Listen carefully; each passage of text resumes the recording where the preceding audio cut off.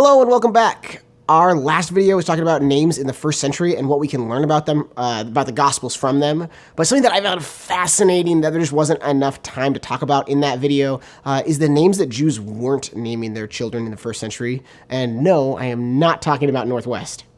So you get a no frills additional thoughts video this time around. At the time of Jesus and when the New Testament was written, no one was named Elijah or David, which is interesting when these were two of the biggest heroes of the people of Israel. Elijah was the prophet who performed pretty baller miracles, and at least one super weird one, and didn't die but was just taken up into heaven. And David was the greatest king of Israel. We see the first century Jews naming their sons after heroes like the Hasmoneans, so why not these two? What makes these names unique is that both of them were associated with the coming reign of God that would last forever.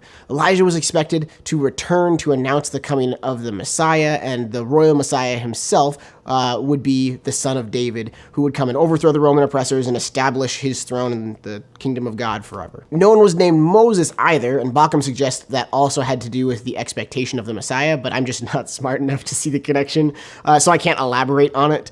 Maybe because he led his people into the promised land, or because he's considered to be like the creme de la creme of prophets. It seems like people in the first century didn't want to seem presumptuous about naming one of their children after one of the expected deliverers. It would be like naming your child Jesus Christ in the Bible Belt today. I just think this is super cool. When you read the Gospels, you hear about people anticipating a Messiah, and in skeptical moments, I think to myself, well, of course these authors are going to write about expecting a Messiah because they're writing to talk about how Jesus is the Messiah. But how much were people actually talking and really expecting a Messiah at the time? Seeing this kind of thing outside the Bible, I just think is fascinating context for the way people were hoping for a coming deliverer, especially when we think about how this is the time that Jesus would be born into. Like I said, this is just a brief aside. That didn't seem to fit into the bigger video. I hope you find it as interesting as I do. As always, subscribe and like if you're so inclined, and check out the last video if you missed it. It will give you a lot more context for what we talked about here.